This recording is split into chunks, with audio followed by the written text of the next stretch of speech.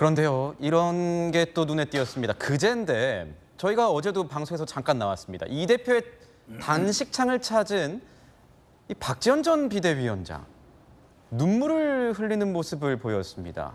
이에 대한 당내 반응 굉장히 다양합니다. 들어보시죠. 이제 그만하셔야 돼요, 대표님. 대표님 단식 이제 중단하시면 저 요리 잘한다고 회복식도 만들어 드릴 테니까 이제 그만 중단해 주세요. 좀 오버 아닌가 이런 생각이 듭니다. 와서 그렇게 눈물을 많이 참기는 하는데 그렇게 우는 경우는 좀 드물었죠. 말했던 내용은 뭐였습니까? 단식 역시 중단했으면 좋겠다? 관심이 없어서 잘 모르겠습니다. 중간 단계 없이 갑자기 저렇게 급반전되니까 좀 굉장히 초현실적이고 좀 그로테스크해 보였어요. 저 개인적으로는 모르겠습니다. 저런 모습이 뭐 너무 처연했든지 뭐 연민이 들었든지 뭐 그렇게 했겠죠.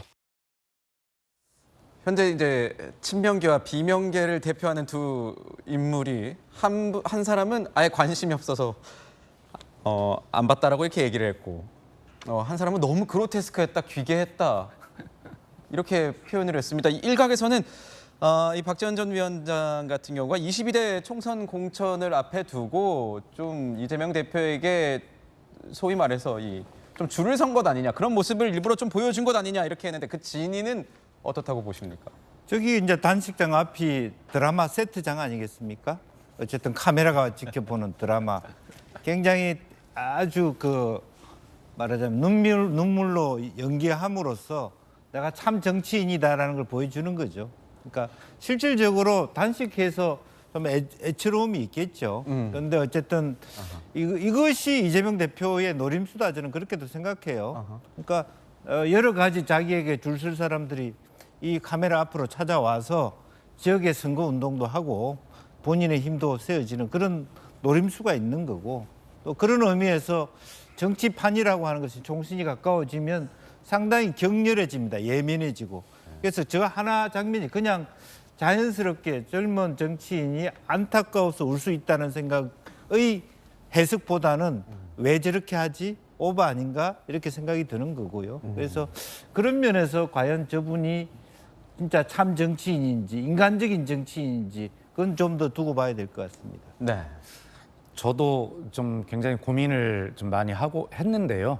이재명 대표의 단식장에 좀 찾아뵙고 위로도 드리고 또 저도 하루쯤 동조 단식을 할까라는 생각을 했지만 저 같은 경우는 이렇게 결론을 냈어요. 저도 뭐 단식을 예전에 그 행복도시 원한사수 때문에 단식을 12일간 해본 경험이 있는 사람으로서 이때쯤 되면 좀 굉장히 힘이 들고 그래 사람들 찾아오는 것도 사실 굉장히 힘들거든요. 그래서 저는 개인적으로 그래 뭐 힘든데 지역구 내 위치에서 내가 국민을 만나고 내 위치를 지키는 게 결과적으로는 이재명 대표의 단식장을 찾아가지 않더라도 함께하는 일이다라고 저는 뭐 그렇게 생각을 하고 아직 찾아뵙지는 않았는데 찾아뵙지 않는다고 그래서 그 단식하는 이재명 대표의 그런 단식의 취지에 동조하지 않거나 함께하지 않는 것은 아니거든요.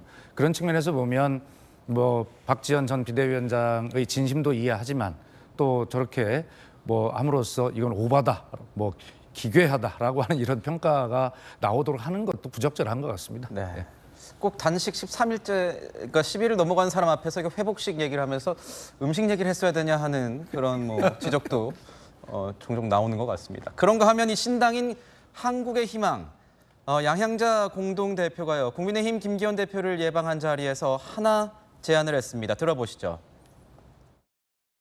당장 이재명 대표님을 만나주시기 바랍니다. 지금 건강 상태가 매우 좋지 않은 것으로 알려져 있습니다. 만나서 들어주십시오. 그것만으로도 많은 문제가 풀릴 수 있습니다. 그것만으로 많은 국민이 안심할 수 있습니다. 이재명 대표하고 만나자고 제가 여러 차례 얘기했습니다. 그런데 뭐 본인 쪽에서 만나자는 것에 대해서 명확한 답변을 안 하거나 때로는 뒤로 미루거나 그렇게 했던 히스토리가 있습니다. 단식하고 건강이 안 좋아졌다는 소식에 대해서는 안타깝게 생각합니다. 다만 그런 방식으로 문제를 해결할 것인지에 대해서는 근본적 고민이 있다.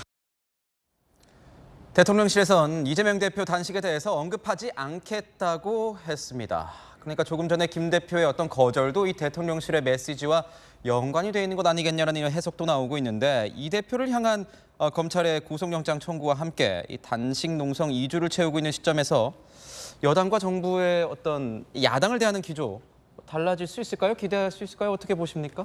저는 뭐 크게 이게 변화할 거라고 보이지진 않아요. 그리고 변화하는 게 바람직하지도 않다고 보고 있고요.